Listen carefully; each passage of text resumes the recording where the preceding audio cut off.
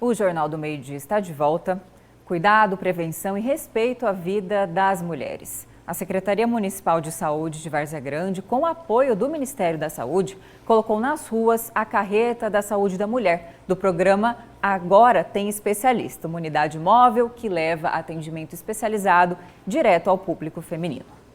E é para falar sobre esses outros assuntos que está aqui no estúdio do Jornal do Meio-Dia o superintendente do Ministério da Saúde em Mato Grosso, Altir Peruso. Boa tarde, superintendente. Seja bem-vindo aqui ao Jornal do Meio-Dia. Boa tarde, Lúcio. Boa tarde, Camila. Obrigado pela oportunidade. Estamos aqui à disposição. Superintendente, essa Carreta da Saúde da Mulher se transformou aqui numa grande polêmica. A pergunta é quais os critérios que definem onde essa Carreta da Saúde da Mulher vai atender? Me permita eu contextualizar rapidamente, antes de responder a pergunta.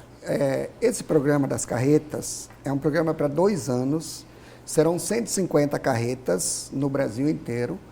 A de Mato Grosso é a de número 42, hoje já chegamos a 50 carretas, e o objetivo é chegar a 100 até o meio do ano e a 150 até o final do ano. Então nós teremos certamente 2, 3, até 4 carretas rodando aqui no estado, inclusive de outras tipologias, como oftalmologia, como exames de imagem e, lógico, saúde da mulher, que foi a primeira e de maior número distribuída. Qual que é o processo? Cada estado do país é dividido em regiões de saúde. Mato Grosso são 16 regiões de saúde. E no colegiado dessas regiões de saúde é que são definidas essas situações. O local aonde ela vai ficar dentro da regional. A definição pela região da Baixada Cuiabana se deu em função de que aqui é onde nós temos o maior número de pacientes na fila de espera, até porque ela não atende demanda espontânea. Ela atende pacientes encaminhados pela fila de regulação dos municípios da região. Então, o maior número no estado era na Baixada Cuiabana. Então, essa definição se deu pelo Ministério.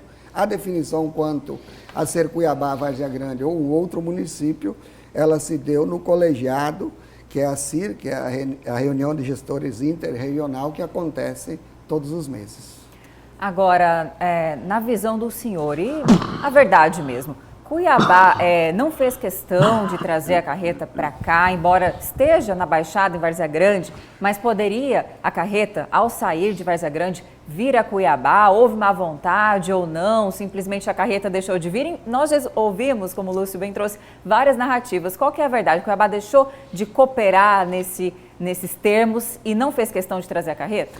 Não, primeiro dizer que, independente de onde ela fica, ela atende uma população regional. Inclusive, ela atendeu as 2 primeiras semanas Várzea Grande e agora está atendendo Cuiabá. E vai atender os demais municípios aqui da Baixada Cuiabana. Então, os cuiabanos estão indo até a carreta lá em Várzea Grande. Até a carreta. Ficaria mais fácil se ela estivesse aqui, na capital. Criaria o mesmo problema para Várzea Grande. Geologicamente. Criaria o mesmo problema para Várzea Grande. A gente não entra nessa discussão porque quem fez a articulação, quem foi atrás, eu sei que eles foram até no Ministério, mas também na reunião aqui de CIR, foi a Prefeitura de Várzea Grande. Então, certamente, houve, assim, uma articulação mais forte por parte de Várzea Grande para que fosse lá. O município que recebe, ele tem algumas responsabilidades.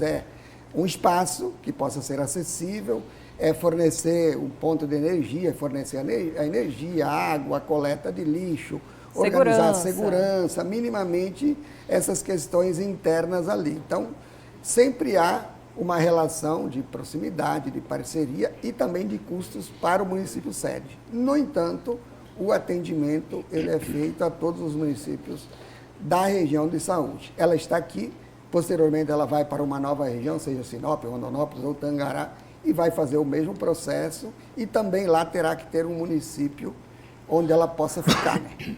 Tem regiões que tem um único município que pode ser sede. Se for para Juína, para Juara, para Cáceres, quer dizer, a lógica é uma só. Mas quando vai para a região, por exemplo, região do Norte, tem Sinop, Lucas, Sorriso, Nova Mutum, que ambos têm as condições de atender, de oferecer. Para resumir, Cuiabá poderia ter recebido a carreta? Poderia, certamente, poderia ter recebido. Não é nada que impede. A questão é que o Ministério disponibiliza e criou esse mecanismo na legislação das carretas, na programação, para que a decisão fosse tomada dentro deste colegiado. Inclusive, esse colegiado, ele pode apontar mais do que um município para receber.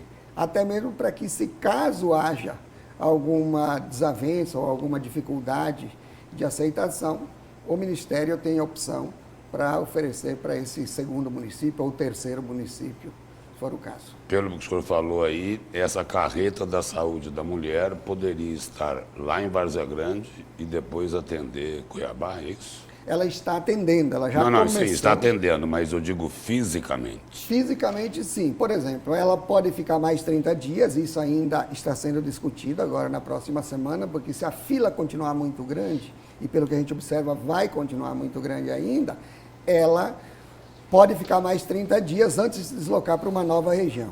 Esses novos 30 dias, ela pode ficar lá ou ela pode vir a Cuiabá. Essa também será uma decisão do colegiado que vai decidir isso e, lógico, também tendo o interesse do município. Mas depende da manifestação da prefeitura. Certeza, depende, lógico, depende da manifestação da prefeitura, depende do interesse, depende da prefeitura querer receber e partilhar isso e entender que o programa, ele é um programa que visa o atendimento das mulheres, nesse caso específico, que estão na fila de espera, muitas delas há muito tempo, há muitos anos, e que têm agora a oportunidade de agilizar a parte do diagnóstico de câncer de mama, câncer de colo de útero, porque são cerca de 20 procedimentos diferentes que podem ser feitos ali na carreta. Agora, a iniciativa da carreta é louvável. Por outro lado, isso também mostra que nas cidades de Mato Grosso, especialmente na capital que o senhor falou que é onde tem a maior fila, há uma carência, há uma defasagem de estruturas da saúde pública para receber essas mulheres, estruturas físicas, para fazer mamografia, exame de prevenção de câncer, que a gente sabe que a mamografia até a idade foi antecipada por causa da incidência em mulheres cada vez mais jovens. Também tem esse outro lado, não é, superintendente? Não, com certeza. Isso é um problema crônico que o Brasil tem há anos de filas de espera. E com a pandemia, isso se agravou, porque a gente teve ali 2 anos, 3 anos, que praticamente só se atendeu questão de cirurgias, de exames, de especialistas, só se atendeu emergência. Então, agravou ainda mais. Agora, é lógico, a gente tem regiões com menor fila, até porque em muitos locais os próprios municípios, que têm talvez uma condição financeira melhor, ou talvez por seus programas específicos, assumem essa responsabilidade. Então, a gente tem regiões que a demanda não é tão grande. A gente tem, inclusive, aqui na Baixada, municípios que praticamente não têm fila, que nem vão utilizar para um número mínimo de mulheres, porque quase não tem fila. Superintendente, nós temos aqui uma outra polêmica, além dessa carreta da saúde da mulher. O atual Hospital Júlio Miller, ele funciona aqui em Cuiabá. O novo Hospital Júlio Miller, agora em função de uma lei aprovada na Assembleia, ele vai pertencer a Santo Antônio. E aí? Como resolver esse problema? Olha, na verdade, a polêmica sobre a questão territorial, ela já existe há bastante tempo, né? Mas o hospital agora é um novo capítulo, porque coincidentemente o hospital está sendo construído exatamente numa área onde havia disputas há muito tempo daquele território.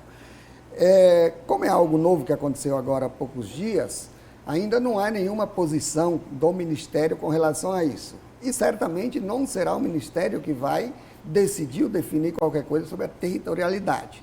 Até porque o Hospital Júlio Miller, assim como outros hospitais são conveniados, os seus atendimentos eles são feitos com parcerias, com a questão do cofinanciamento entre o governo federal, governo estadual e governos municipais, e ele vai atender independente de onde esteja, se for Várzea Grande ou se for Cuiabá. Não resta dúvida, e eu espero que não aconteça, mas que isso pode dar algum problema, inclusive na finalização da construção. O hospital está com mais de 90% concluído, porém, ainda envolve um punhado de licenças com relação ao esgoto, com relação ao alvará de funcionamento, efetivamente, uma série de situações. Ele vai pedir para quem isso, né? E que aí você, primeiro, para você estar ligado à vigilância municipal, precisa que se tenha um corpo técnico, então não se sabe o corpo técnico que tem em Santo Antônio, o corpo técnico que tem em Cuiabá, a questão vai envolver a SEMA, com certeza. Então, são todas situações que podem trazer algum atraso. Eu estive, inclusive, há 2 semanas lá no hospital e há a garantia e o compromisso efetivo da empresa de entregar até o mês de setembro o hospital pronto, completo e acabado. Eu espero que essa polêmica, essa situação, não venha interferir em algumas ações que faltam lá de finalização das obras, que são muito mais externas do que obras internas. Internas, em 60 dias, é possível que esteja tudo pronto. Mas aí tem toda uma situação de cerca, uma situação, como eu falei, de tratamento de esgoto e outras coisas que envolvem abastecimento de água e que envolve licença, envolve outras coisas que, de alguma forma, pode haver alguma interferência nessa discussão.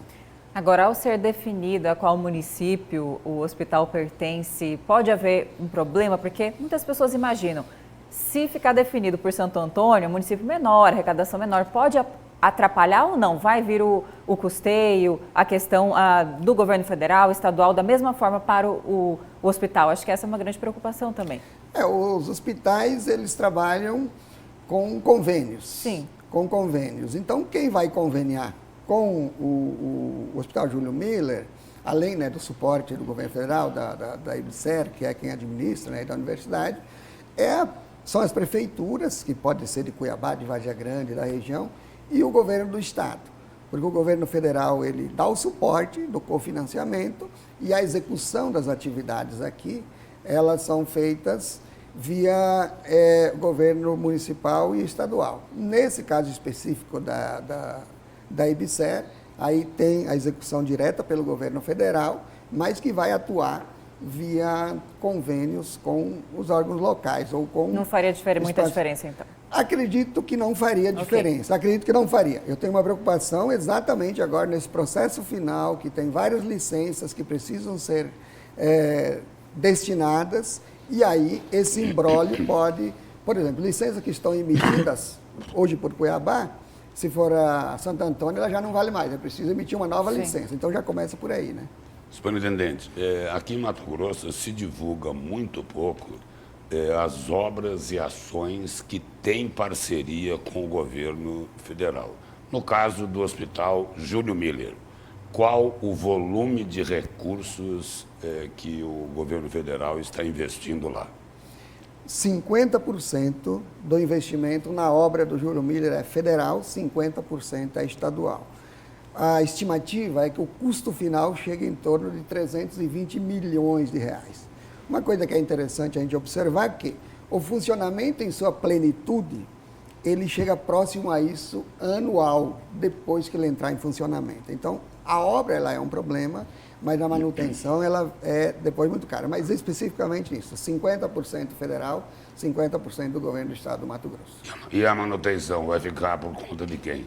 Não, a manutenção Tripartite. Depois é pelo governo federal. Só pelo governo federal? Pelo governo federal, mas é lógico que ao conveniar com municípios ou com o estado, vai ter a participação, né, dos municípios do estado.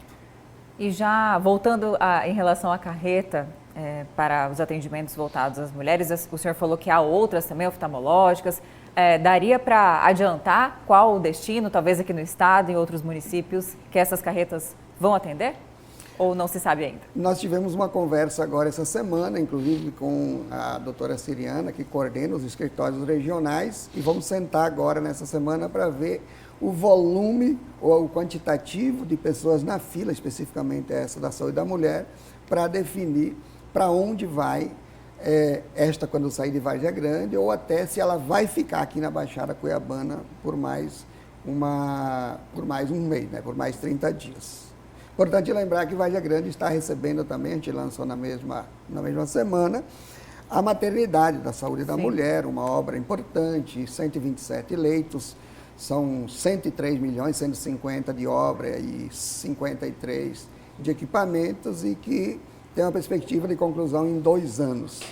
De fato, poder atender melhor e poder agilizar essa questão da saúde da mulher, que, como você bem falou, está muito aquém daquilo que precisa, daquilo que preconiza, inclusive, a Organização Mundial de Saúde para esse atendimento. Superintendente, muito obrigado pela presença e pelas informações aqui no Jornal do Meio-Dia. Obrigado, Lúcio. Obrigado, Obrigada. Camila. Obrigado a todos que estão nos assistindo. Uma ótima tarde.